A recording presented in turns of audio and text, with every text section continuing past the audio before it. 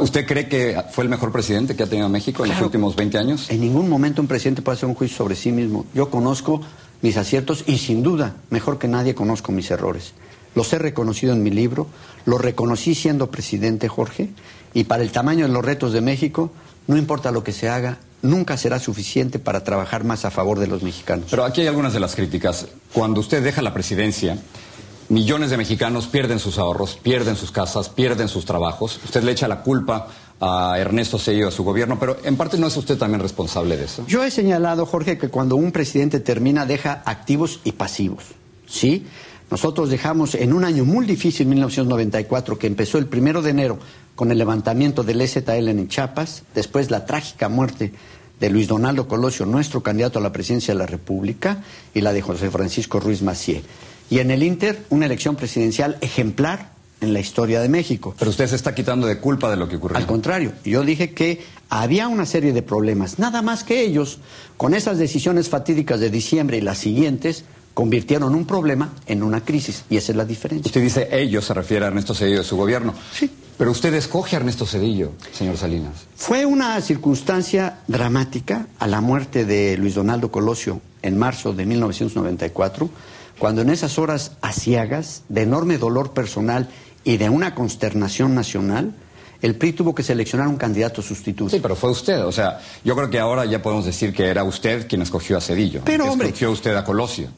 Era una decisión en la cual el presidente de la República, que provenía del PRI, tiene una gran influencia sobre el partido, pero se hablaba, se negociaba y se consensuaba con las fuerzas del partido. Eso siempre se hizo. Si usted no hubiera querido Zedillo, no sale presidente. Pero si el PRI se hubiera resistido, tampoco, ¿eh? Y sin embargo, quien escogió al candidato para que fuera presidente fue el voto de los mexicanos en la elección de agosto de 1994. Pero usted me dijo que tenía dudas sobre esa elección. Lo que le quería decir es lo siguiente. Usted critica entonces a Zedillo. ¿No será porque Zedillo manda a arrestar a su hermano Raúl? O sea, es decir, ¿no hay razones personales en todo esto?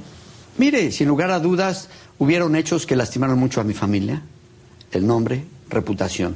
Pero con el tiempo se van decantando. En el libro al que usted hace referencia, el de la década perdida, hay todo un capítulo sobre cómo se utilizaron en México en esa época a las procuradurías para las agendas políticas y en algunos casos hasta para las persecuciones personales. Porque acusan a su hermano Raúl de ser el autor intelectual del asesinato de José Francisco Ruiz Massieu y también de haber recibido dinero del narcotráfico. Y los hechos que han demostrado que ambas acusaciones fueron fabricadas.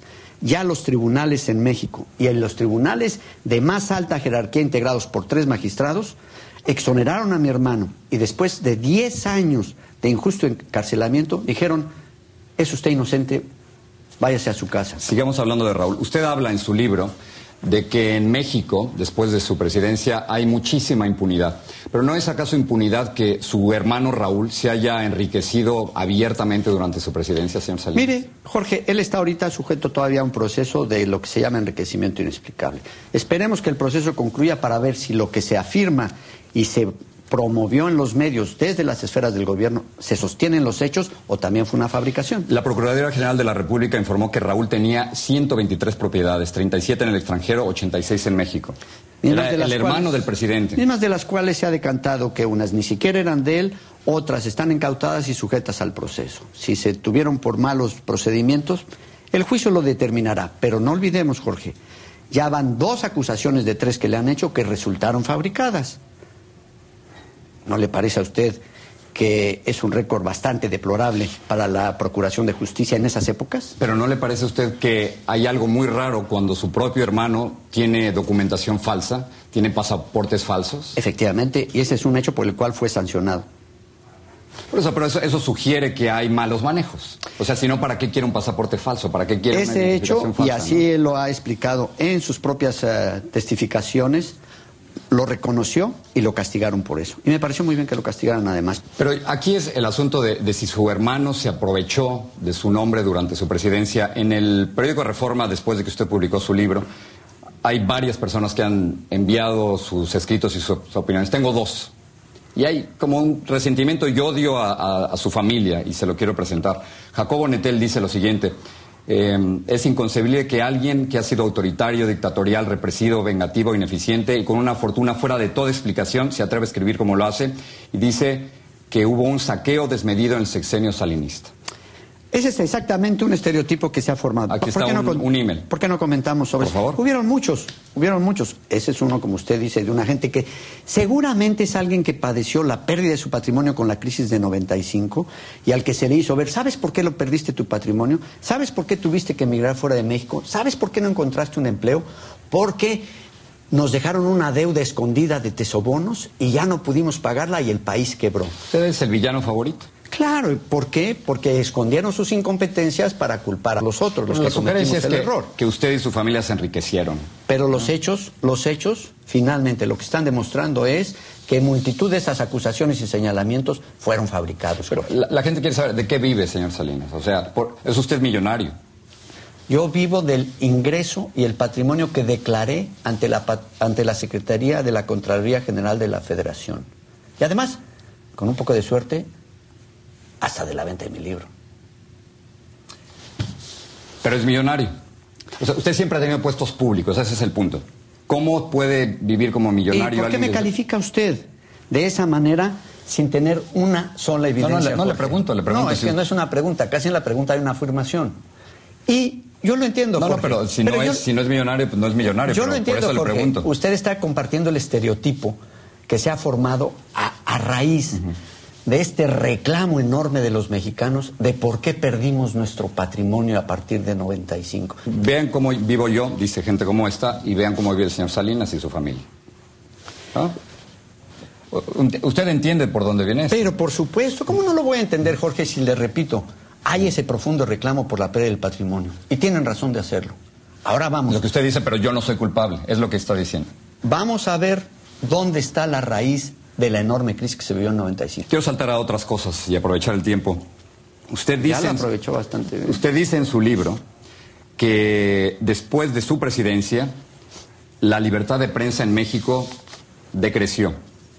Pero en su gobierno censuraban, señor Salinas. Los periodistas que lo criticaban a usted perdían su trabajo. Había línea desde Los Pinos de decir qué decir y qué no decir. Pues me gustaría que revisara la lista de críticas. ¿Le podría yo dar unos listados así por mes de quienes criticaban a mi gobierno y lo siguen criticando, Jorge? Pero no me va a decir que no había censura. Su gente de prensa hablaba a los medios, decía hoy por aquí va la cosa y hoy por aquí va. No. En cualquier lugar del mundo, el responsable de prensa de la oficina del presidente, por supuesto que habla con los medios y busca, ¿cómo le llaman ahora?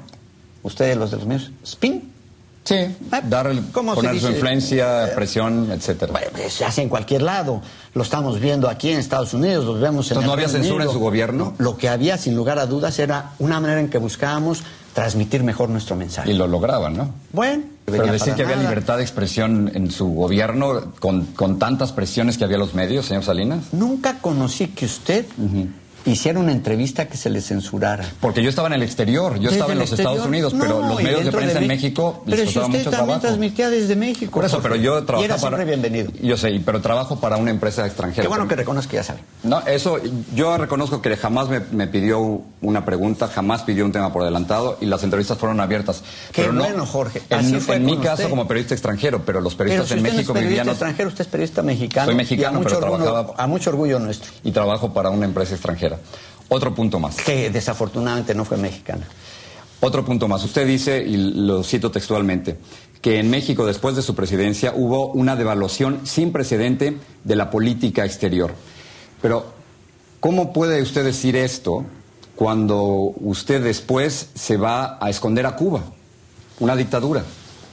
Jorge, yo viajé mucho después de mi presidencia a distintos países. En primer lugar a los Estados Unidos. En segundo lugar a Canadá. También visité Cuba, estuve también en Irlanda, estuve en otros países de Europa. Qué curioso que digan que era un exilio cuando en las democracias no existen los exilios. No, sencillamente, usted se fue de México.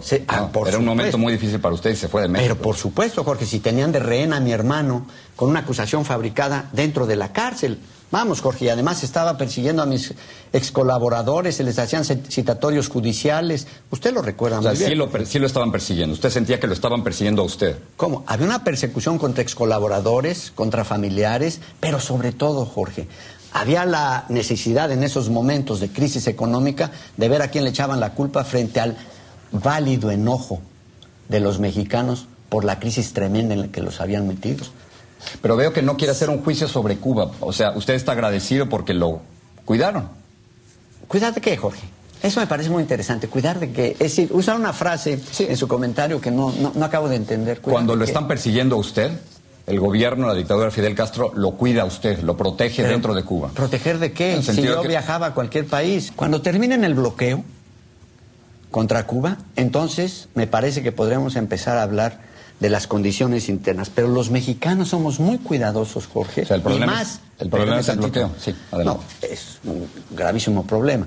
Pero los mexicanos somos muy cuidadosos de no hacer juicios sobre otros países. ¿Sabe por qué? Porque hemos padecido tanto en México la intervención extranjera que no queremos que se repita y por lo tanto no queremos repetirla en otros países. Y sí, Jorge, como expresidente de México, soy muy cuidadoso de no estar haciendo juicios sobre otro país.